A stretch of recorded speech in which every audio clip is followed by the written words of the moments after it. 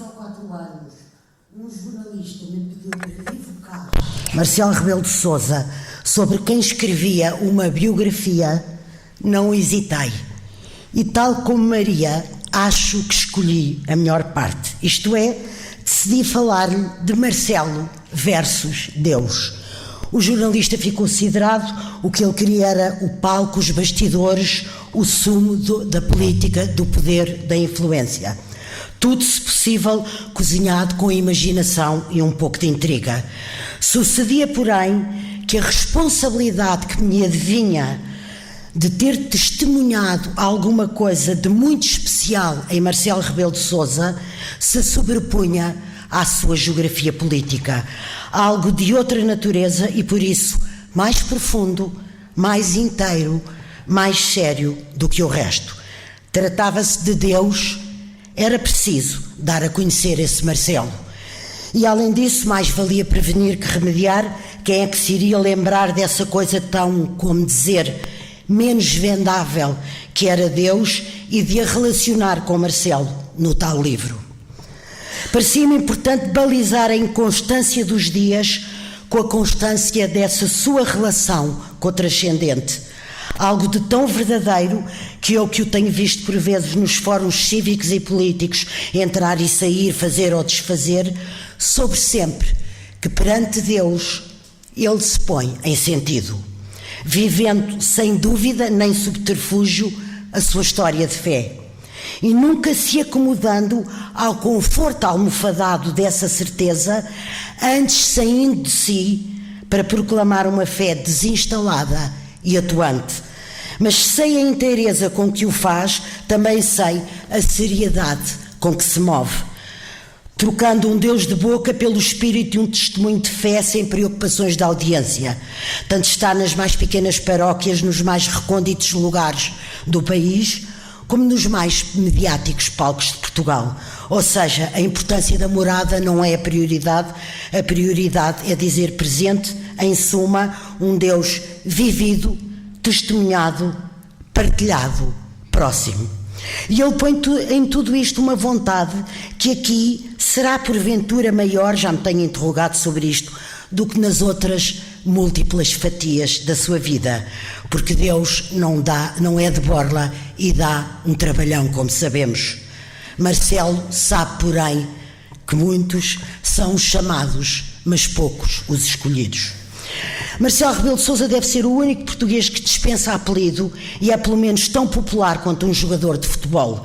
A televisão tornou-o num amigo que vem connosco jantar aos domingos, sempre com histórias para contar. Uma transversalidade também única na sociedade portuguesa. Lembremos então alguns passos deste atual Conselheiro de Estado, político, académico, doutorado em Direito, ex-deputado, ex-líder do PSD, ex-secretário de Estado, ex-ministro. Nasceu em Lisboa a 12 de dezembro de 1948, na escola primária foi o melhor e no liceu recebeu todos os prémios. Mas a suprema consagração foram os 19 valores na pauta no final do curso de Direito, com pouco mais de 20 anos. Em 72 juntou-se a Francisco Balsemão e colaborou ativamente na idealização do semanário Expresso, que viria a ser fundado em janeiro de 63, ao mesmo tempo que nas sedes, noutras instâncias e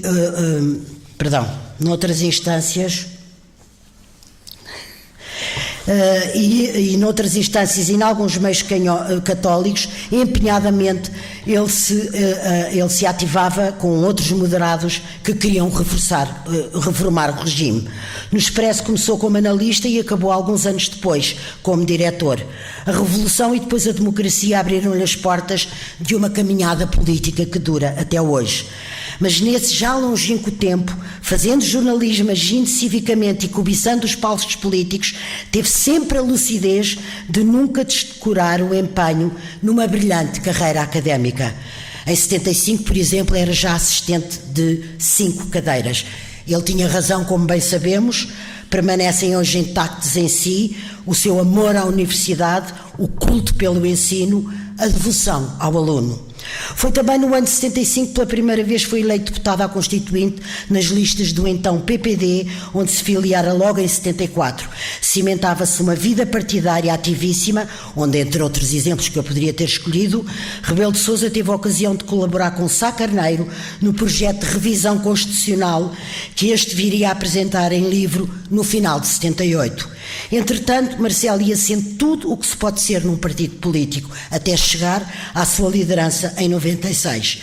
Como líder e com o PSD na oposição, viveu tempos difíceis, mas logrou 2 retumbantes êxitos que eu tenho muito gosto em relembrar aqui. O referendo contra a regionalização e, a seguir, o referendo contra a interrupção voluntária da gravidez. Eis o que não é pouco, tal a importância que tiveram para a saúde civilizacional e moral do país e da nossa sociedade os resultados então obtidos por ambas as consultas. Marcelo ganhou batalhas, sofreu reveses, entrou e saiu, sempre da mesma forma, com inteligência, cultura, brilho, mas também irreverência e inquietação, uma ou outra leveza. Perdi-me outra vez nas folhas. Perdão. Mas, continuando, ele, 40 anos depois, e com uma permanente disponibilidade na senda de uma cidadania engagée, ensina, intervém, opina, influencia, dá. Seja no Conselho de Estado, na Universidade, na sociedade civil, na Igreja, no comentário político. E dá também, ou talvez sobretudo, porque é um patriota. Sem que saibamos se o seu entendimento da parábola dos talentos o obrigará ou não a mais altos voos, que o mesmo é dizer, sem que saibamos se ele se despediu ou não da política ativa. Felizmente para ele, pelo menos hoje aqui, o futuro a Deus pertence. Só mais uma nota, porque sem ela o retrato ficaria desfocado. E já termino. Falo do pai e do educador que ele foi para os 2 filhos, a Sofia e o Nuno, e continua a ser hoje para os 4 netos. Parece banal, não é de todo. O valor da família e a importância da casa foram desde sempre pontos cardeais a que foi fiel. Quanto ao mais, este solitário é um trabalhador compulsivo, um leitor ávido, um amante de pintura, um vivíssimo contador de histórias. Falta só a moldura do retrato. Marcelo Rebelo de Sousa é um homem muito generoso com os amigos, mas justamente não só com os amigos, com o próximo, com o seu próximo. Muito obrigada.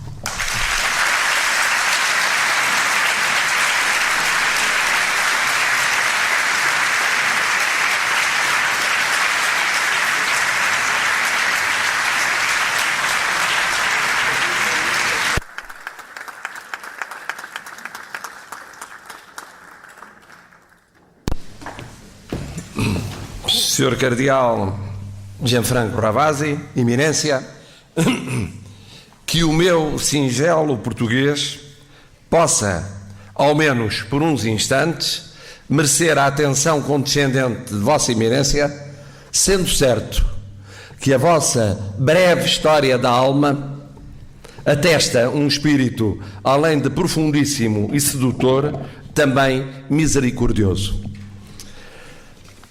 Senhores bispos, senhora vice-reitora, em particular, senhor arcebispo Dom Jorge Ortiga, excelência reverendíssima.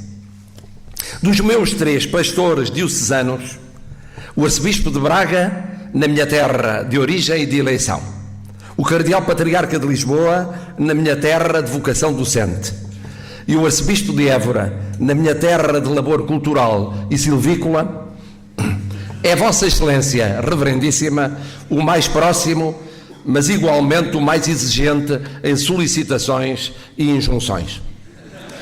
Desta feita ordenou, a 8 dias de distância, que eu cancelasse aulas, palestras e outras obrigações assumidas para aqui vir hoje a este átrio dos gentios.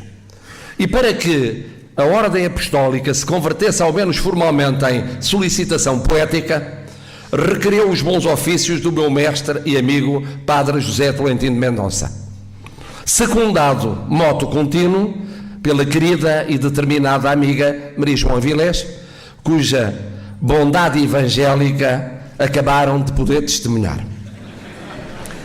e que me ordenava Vossa Excelência Reverendíssima apenas que, numa semana entrecortada por ir ao estrangeiro, me preparasse para falar como pórtico de um diálogo noturno entre um notável vulto da Igreja Universal e um dos nossos cientistas e académicos mais inteligentes, mais cultos e mais brilhantes, o Sr. Professor Dr. João Lobo Antunes, mas pior ainda, que eu substituísse o pensador vivo, graças a Deus bem vivo, mais criativo, mais inventivo, mais curioso e estimulante e simultaneamente mais transversal e cosmopolita desde os anos 60 do século passado. E ademais, insuperável ensaísta na temática a versar. O Sr. Professor Dr. Eduardo Lourenço, impossibilitado por ponderosas razões do foro pessoal. Aceitei, sem grandes delongas, por um misto complexo, pensava eu na altura, de obediência ao meu pastor, de homenagem ao átrio dos gentios e ao ilustre ausente, e, se querem que vos diga, secreta esperança de que este exercício pudesse contribuir para abreviar a longuíssima e duríssima travessia do purgatório que inevitavelmente me espera, mesmo depois de mais de 4 décadas de ensino e de algumas outras décadas de convívio com esse desafio cotidiano à paciência e por vezes à inteligência que corresponde a lidar com as idiosincrasias pessoais de minorias supostamente geniais naquilo que é a parte menos nobre do que se usa a apelidar de política. A razão por que estou aqui foi, no entanto, outra e mais pesada. Estou aqui, ao fim e ao cabo, porque sou cristão. E o lugar de um cristão está onde e quando a providência divina o chama a estar presente. Foi assim que aprendi com a fé dos meus pais. Foi essa a fé que sedimentei como adolescente que vibrou e se assumiu com o Vaticano II. Será a mesma fé que me acompanhará no troço final da minha vida. E foi essa fé que me trouxe em boa hora a este átrio de gentios, ponto de encontro de cristãos com outros crentes e com não crentes, todos irmanados pelo respeito das pré-compreensões alheias e pelo espírito de diálogo, conducente à construção da paz, da justiça, da fraternidade nacional, continental, universal, para vos falar do tema de que era suposto falar o Sr. Professor Eduardo Lourenço, a identidade e o sentido da vida de um povo. E eu escolhi a identidade nacional. Falar, por conseguinte, de Portugal. Mas falar de Portugal é falar da arte de ser português de Teixeira de Pascoais, da arte de amar Portugal de Fernando Silva, da educação de Portugal de Agostinho da Silva, do labirinto da saudade de Eduardo Lourenço, do repensar Portugal de Manuel Antunes, de pela mão de Alice de Boaventura Sousa Santos, do Portugal hoje o medo de existir de José Gil, do Portugal identidade e diferença de Guilherme de Oliveira Martins, de a morte de Portugal e da vocação histórica de Portugal de Miguel Real e, claro, de os elementos fundamentais da cultura portuguesa de Jorge Dias, de Portugal e os portugueses de Dom Manuel Clemente, de uma identidade nacional de José Manuel Sobral. E ainda de Teófilo Braga, de Leite Vasconcelos, de António Sérgio, de Raul Brandão, de António Sardinha, de Jaime Cortesão, de Orlando Ribeiro, de Armando Castro, de António José Saraiva, de Jorge Borges de Macedo, de Vitorino Magalhães Godinho, de Álvaro Ribeiro, de António Quadros, de Barradas de Carvalho, de José Saramago, de Adriano Moreira. E mais ainda, de séculos de escritores, de artistas, de prelados, de guerreiros, de estadistas. E por que não, dos forasteiros que por aqui passaram ou cá viveram, a começar nos que foram, querendo ou não, herdeiros da nossa fala e da nossa cultura. Ainda quando controversos, como por exemplo o polémico Álvaro Lins ou a obra luso-tropicalista de Gilberto Freire. Missão ingrata esta, como asseveraria o clássico, non possumus, sed debemus. Será que existe uma identidade portuguesa? E o que é que a define? Questões quase sacrílegas à sombra de um castelo que assinalou a afirmação de um princeps, de um rex, de um novo Estado. Para uns, Portugal é o que é pelo território. este extremo ocidental do continente europeu, convivendo com um só vizinho por terra e com o mar e o seu horizonte infinito. O mar Atlântico, coisa diversa do Mare Nostrum, do mar Mediterrâneo, dos clássicos de Roma e das cidades italianas. O território da reconquista cristã, das sucessivas pugnas com Leão e Castela e seus descendentes, da vocação agrária ancestral, em solos a miúde ásperos e ingratos, e desde muito cedo, do talento de comerciar, de intermediar, de viajar, de aproximar gentes e vivências. Para outros, ao território somou-se a rica variedade dos povos aqui radicados, neste fim do mundo antigo. Pré-romanos, romanos, lusitanos, celtas, iberos, germânicos os mais diversos, judeus, muçulmanos, africanos, asiáticos, sul-americanos. E se é verdade que a Europa se configurou na sua inconfundível feição como cadinho de crenças, etnias, convicções e usos, em que o cristianismo foi cimento aglutinador, mas incorporou realidades multiformes e enriquecedoras, Portugal teria como singular a formação de uma nação num território não muito diferente do atual e a concomitante emergência de um Estado de perto de 9 séculos sem paralelo europeu, de um Estado-nação, e sem paralelo pelo cruzamento intenso, ecuménico, intercultural, que explicaria um interclassismo sem equivalente, mesmo nos povos meridionais mais generosos e tolerantes. Para terceiros, ao território e às gentes se juntaria a história ibérica no início, a mostrar a autonomia das latitudes dos atuais Entre Douro, Minho e Galiza relativamente a Leão. A seguir, a de afrontamento com simultânea osmose cristã e islâmica, já com presença judaica. Mais tarde, expansionista, multicontinental, num império sui generis, muitas vezes pouco imperialista. E a partir do século XV, migrando pelo mundo, em diáspora forçada, pelas perseguições religiosas, com a Inquisição à cabeça, políticas, económicas ou sociais, ou querida, mas peculiar, pela fácil integração que revelamos nas comunidades de acolhimento, nunca perdendo, não obstante, as nossas marcas de origem. Para alguns outros, Portugal foi e é, acima do mais, a língua. Na sua total sintonia com a nação, com o seu papel único de homogeneização cultural. Uma língua fator de coesão interna e de projeção externa no universo da lusofonia. Inconfundível na musicalidade, tão genialmente expressa nos trópicos, na doçura, na transmissão do modo de ser português, de que a saudade, diversa da morrinha, e o sebastianismo permaneceriam a um tempo gritos de alma e vocábulos sem tradução plena.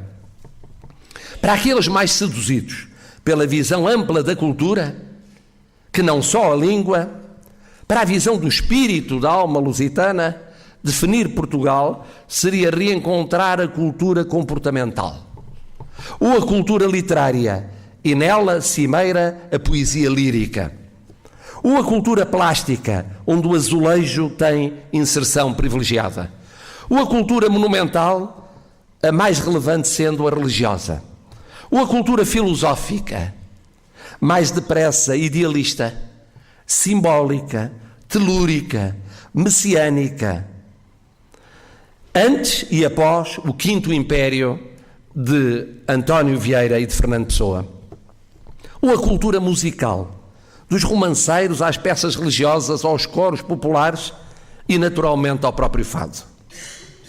Ao invés, para os cultores dos materialismos económicos e sociais, que não apenas os geográficos, ou pelo menos da sua conjugação com a cultura, indicadores falariam de atrasos educativos e formativos, de regimes de produção e distribuição, de estatutos comunitários, da miscigenação e da inclusão social.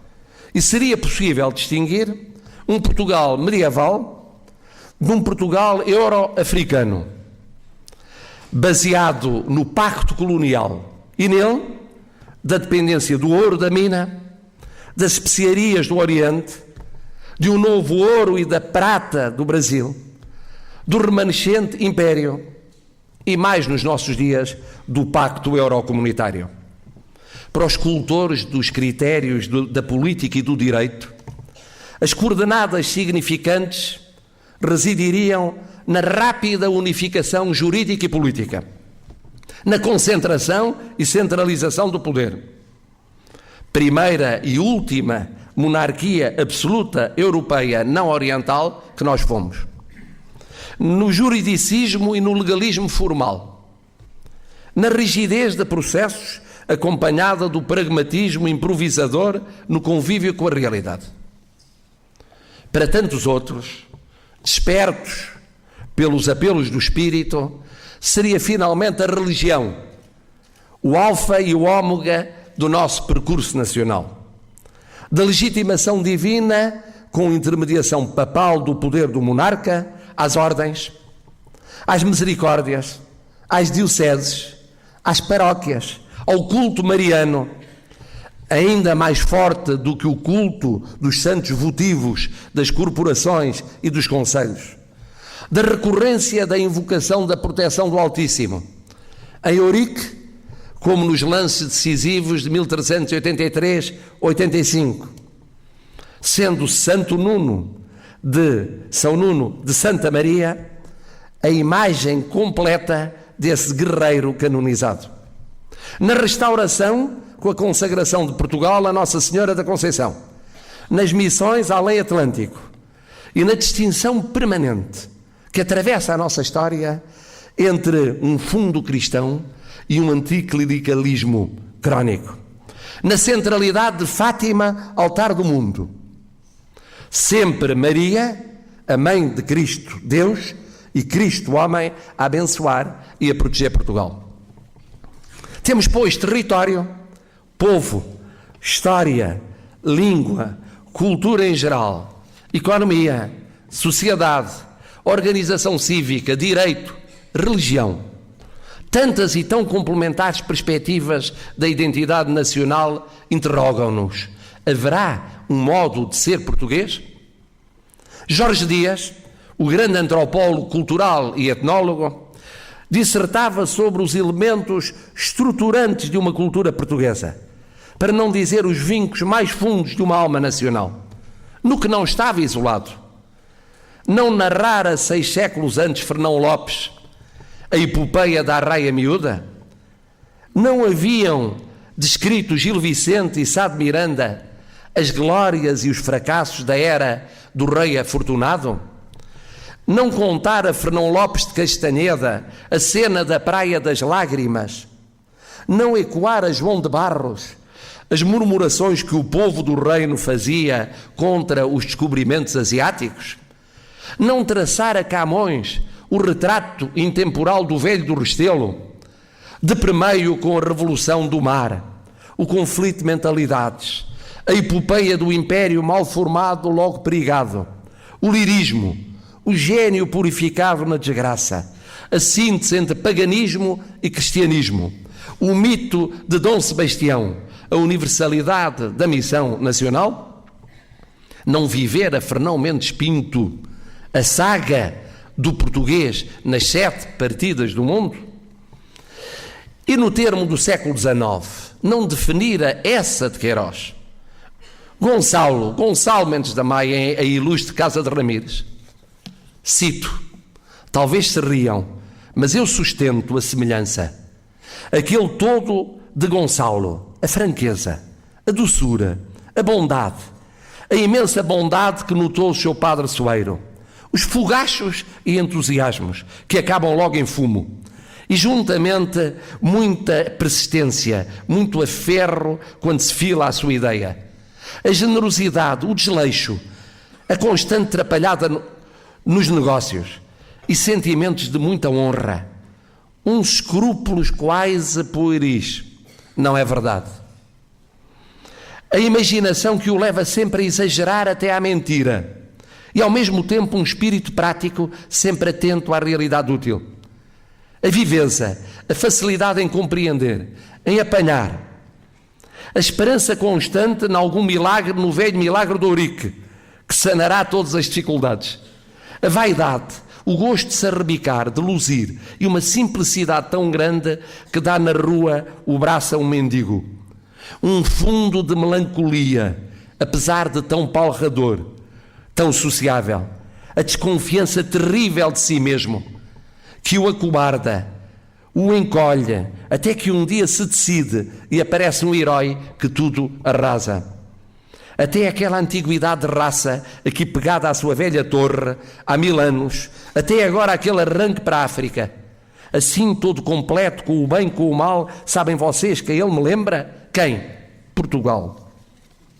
Ainda mais perto de nós, como não reler a correção moderadora que Miguel Torga introduziu ao seu Portugal nas páginas do diário datadas de 25 de setembro de 1988. Escrevia: fundadora de novas pátrias, esta pequena pátria, que com os descobrimentos marítimos realizou a maior epopeia dos tempos modernos, arredondando definitivamente o globo nas mentes coevas, ainda hoje ajuda a povoar e a unir o orbe, num fluxo emigratório constante. E é essa vocação planetária, essa inquietação dispersiva, que faz do português um peregrino das 7 partidas, um cidadão do mundo, despido de pruridos raciais. Uma vez em terra alheia, adapta-se, integra-se, mas sem perder nunca os traços nativos. E quando a saudade, um sentimento sem tradução afetiva e vocabular, o crucifica, regressa e retoma na aldeia de onde saiu o seu lugar de membro de uma junta de freguesia ou de mordomo da festa. Claramente, diz Torga, que ao lado deste Portugal telúrico e arcaico, ainda não desfigurado na alma, escudado na sua castidade moral, existe um outro, contemporâneo do presente, cosmopolita e cultivado, que tem pergaminhos nas artes, nas letras, nas ciências, na política e na religião, que erigiu Alcobaça e os Jerónimos, que escreveu os Lusíadas, que pintou os painéis de São Vicente, que comentou Aristóteles, que deu à Igreja um Papa e um Doutor. Mas o Portugal letrado, por muito que tenha feito, não pode, nem de longe nem de perto, comparar-se ao iletrado, pela tenacidade, pela honradez, pela audácia, pela graça espontânea e pela nobreza de sentimentos. É que o Portugal eterno, o que nunca traiu, o que dá esperança, é o das revoluções populares, o que trabalha dia e noite sem esmorecer, o que acaba sempre por ter a última palavra nos acontecimentos, o do arado e do ramo. É ele que, anónimo e humilde, não cabe nas crónicas, mas avaliza alguns dos mais significativos passos da história da humanidade. Prefiramos a narrativa objetiva das condicionantes de Portugal, ou a visão subjetiva da alma portuguesa, sempre depararemos com uma dialética entre sonho e realidade. Escrevia Álvaro Lins: são tão sonhadores os portugueses que o movimento realista do século XIX se misturou na literatura portuguesa com lirismo e com romantismo.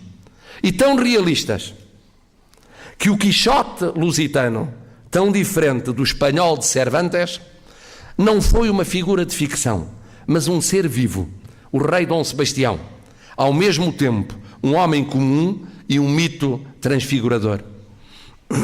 Depararemos também, por outro lado, com esse mal-estar consigo mesmo e com a pátria, com esse amor próprio, autoestima tantas vezes claudicante, de que falam José Gil e Dom Manuel Clemente, mas que não obstam ao heroísmo dos grandes momentos, ou com a eterna dúvida, mais do que angústia, sobre se o país popular foi sempre melhor do que as elites, ou o país cultivado de que falava Miguel Torga.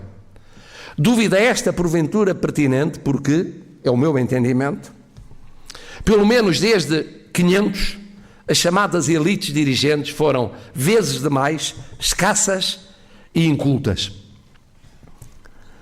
E incultas porque quase sempre atrasadas para os padrões educativos da época. E incultas porque incapazes de entender muita da cultura popular e conformá-la como ideia de obra ou empreendimento coletivo.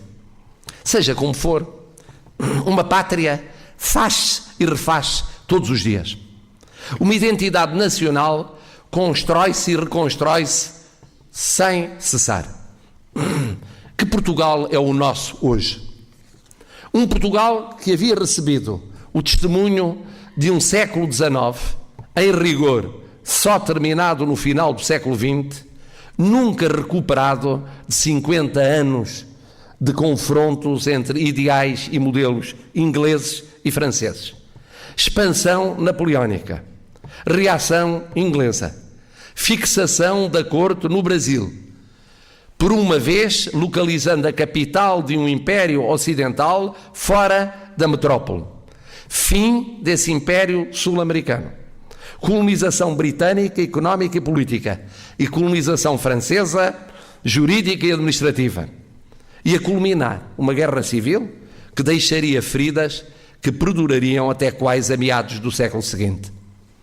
Um século XIX no qual se acentuou o atraso educativo e económico e social perante a Europa e se afirmou o dualismo que vingaria até 1974.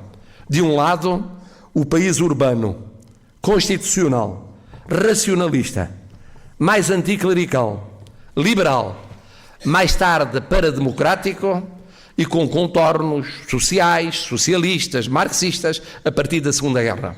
Do outro, um país rural, religioso, conservador, pré-liberal ou antiliberal, legitimista, franquista, cidonista, salazarista em tempos sucessivos, clandestino no constitucionalismo monárquico e republicano liberal, com irrupções num e noutro, triunfante na monocracia do Estado Novo.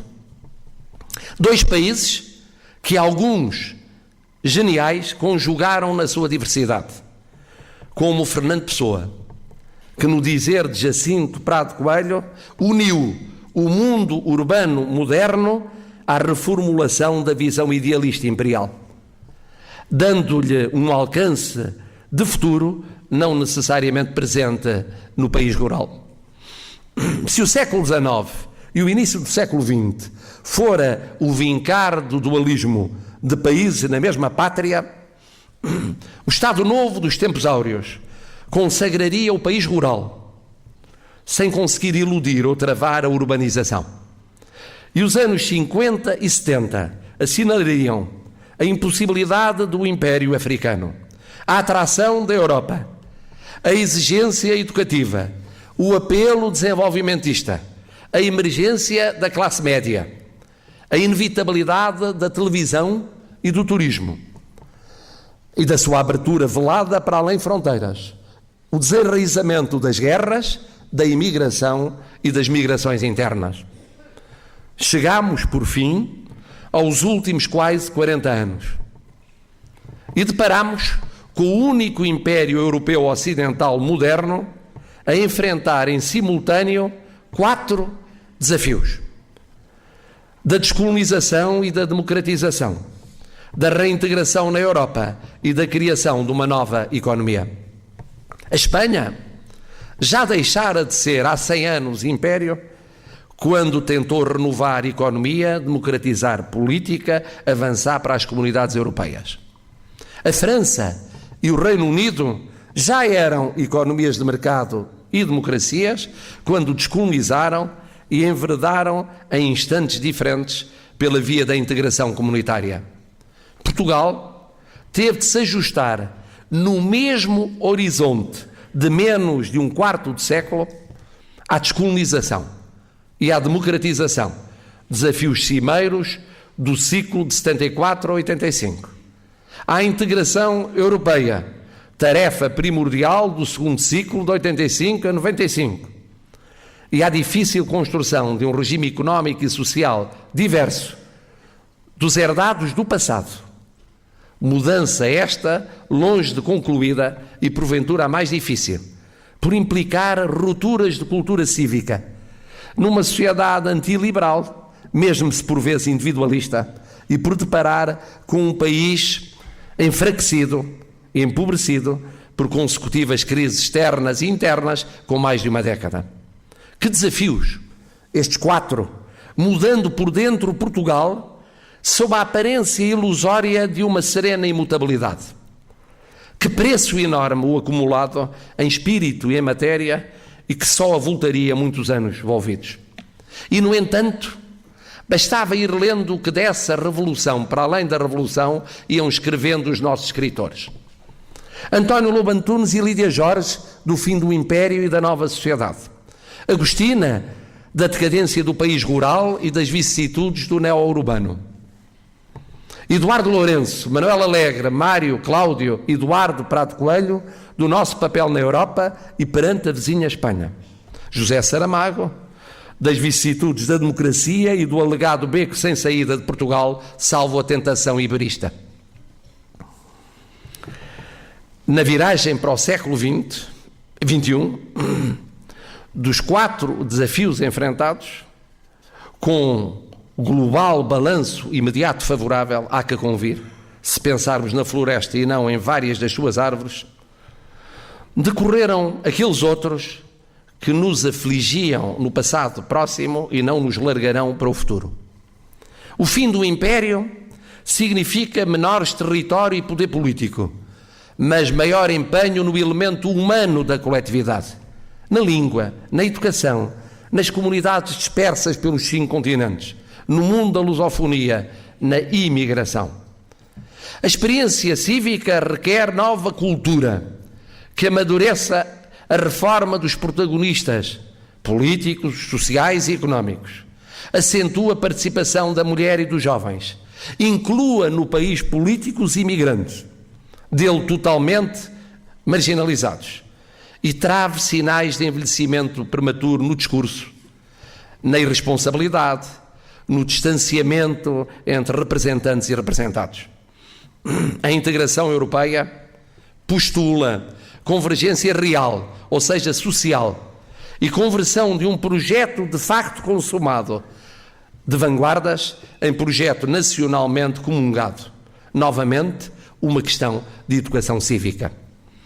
A profunda transformação económica e reforma nos domínios sociais reclama, para ser sustentada, nova visão das relações entre pessoas e pessoas, entre pessoas e poderes, que o mesmo é dizer educação e cultura expressas em diversos padrões comportamentais. Tudo isto feito em clima de grave crise externa e interna.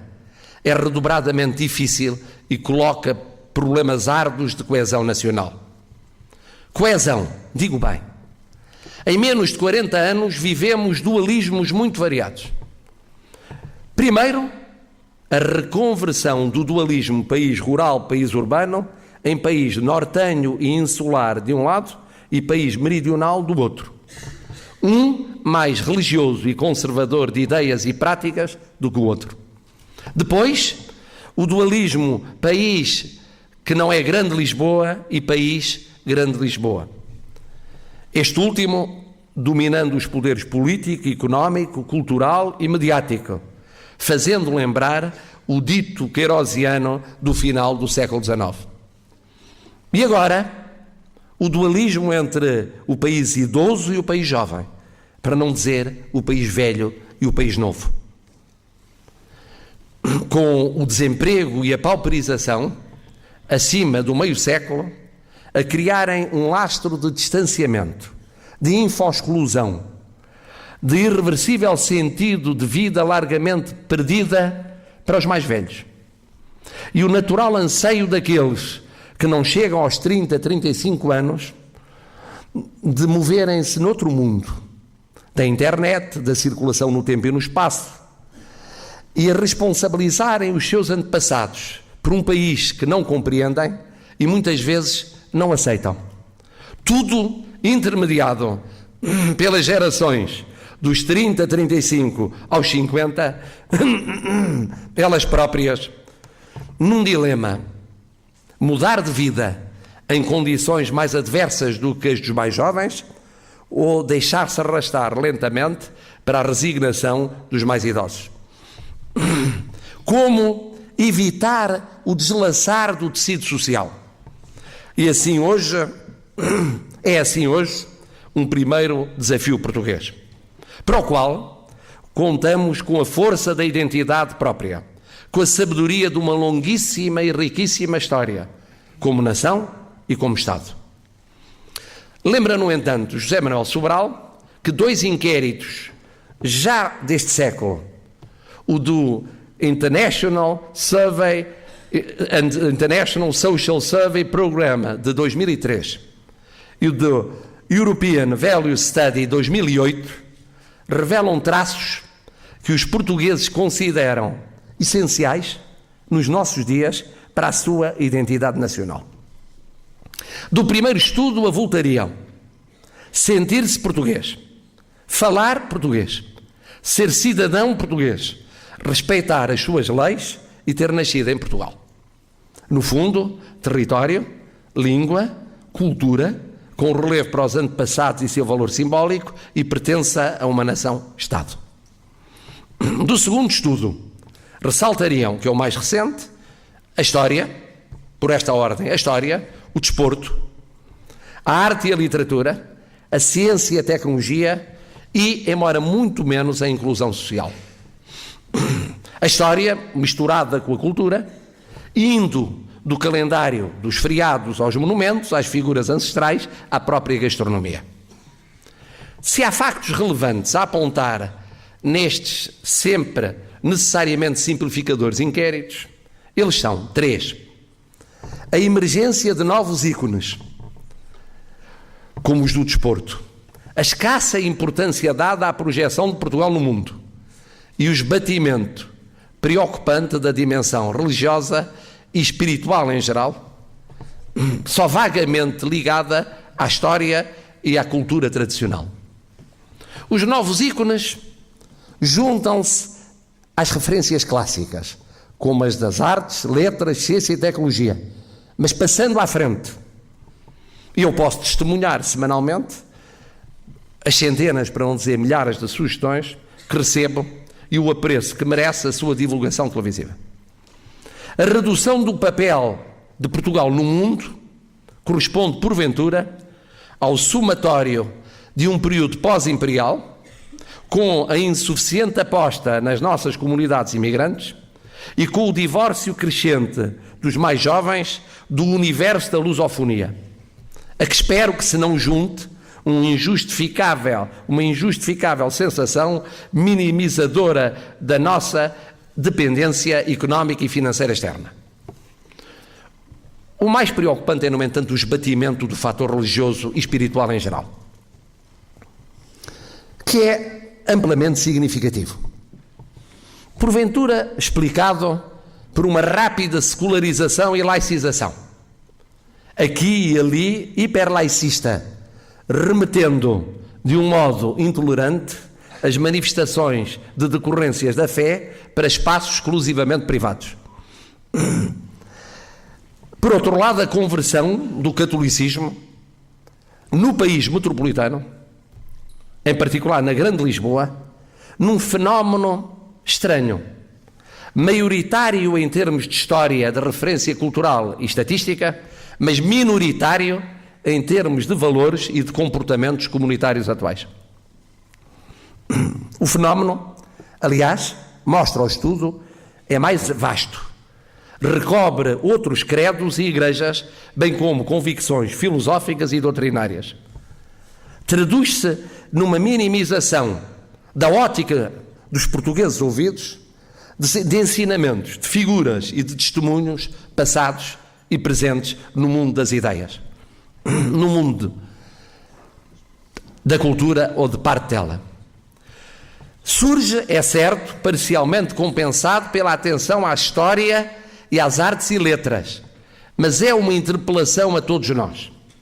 Num país em que tem sido decisivo o papel de incontáveis instituições de solidariedade social, na educação, como na saúde, no apoio a crianças, jovens, idosos, portadores de deficiência, desempregados e excluídos. Instituições essas de inspiração religiosa ou espiritual, assistir-se a um apagamento dessa componente não deixa de ser perplexizante. E liga-se ao desafio de que vos falei, de combater o fosso entre país idoso e país jovem, afirmando a coesão social, que o mesmo é dizer a coesão nacional. É que provavelmente não bastará somar a língua, a homogeneidade cultural, a história, as referências unificadoras, a força de uma nação-Estado, de um Estado-nação. Tudo isto é muito, mas pode ser insuficiente. Uma identidade é inseparável de um sentido de vida. E esse sentido de vida exige mais do que passado. Convoca para o futuro. E é esse sentido de vida, esse desígnio de vida futuro, baseado inevitavelmente nos valores, numa axiologia, no espírito, na cultura, num personalismo, no valor da vida, que constitui o maior déficit nacional neste momento. Como, de resto, constitui o maior déficit europeu neste momento. Mas essas são contas de outro rosário. Esse é o desafio que se coloca a este átrio dos gentios. Como quem diz, esse é um desafio que mereceria honras de outra palinódia. A de hoje respeita essencialmente aos traços identificadores de um povo que tem dado sentido a esse povo até ao presente. Esses têm sido, em Portugal, o território, mesmo na sua ausência. A língua, a história longa, rica, participada, a cultura homogénea, o sentimento de pertença cidadã, a integração jurídico-política no Estado-nação e tudo aquilo que de espiritual recobriu a história e a cultura ao longo dos séculos.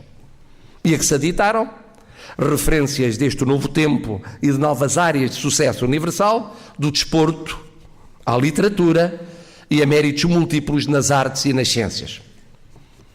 O nosso sentido de vida tem-se, pois, pautado, sobretudo, por dados vindos do que nos antecedeu e foi conformando.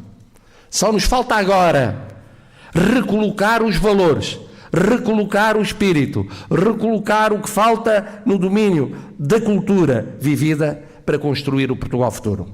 O que faremos, digo com afoito otimismo, com novos e velhos. Abertura, inclusão, ecumenismo, prospectiva, autêntico testemunho dos valores espirituais num cotidiano de provação. Um cristão é necessariamente um otimista. E por isso, tal como escrevia Rui Belo, termino com uma palavra de otimismo, descrevendo aquilo que ele descreveu no seu Portugal Futuro. E cito: o Portugal Futuro é um país onde o puro pássaro é possível. E sobre o leito negro do asfalto da estrada, as profundas crianças desenharão a giz, esse peixe de infância, que vem na enxurrada e que me parece que se chama sável. Mas desenhem elas o que desenharem, é essa a forma do meu país. E chamem elas o que lhe chamarem, Portugal será e lá serei feliz. Poderá ser pequeno, como este, ter a oeste o mar e a Espanha a leste. Tudo nele será novo, desde os ramos à raiz. À sombra dos plátanos, as crianças dançarão. E na avenida que houver à beira-mar, pode o tempo mudar, será verão. Gostaria de ouvir as horas do relógio da matriz, mas isso era o passado. e podia ser duro edificar sobre ele o Portugal futuro. Muito obrigado.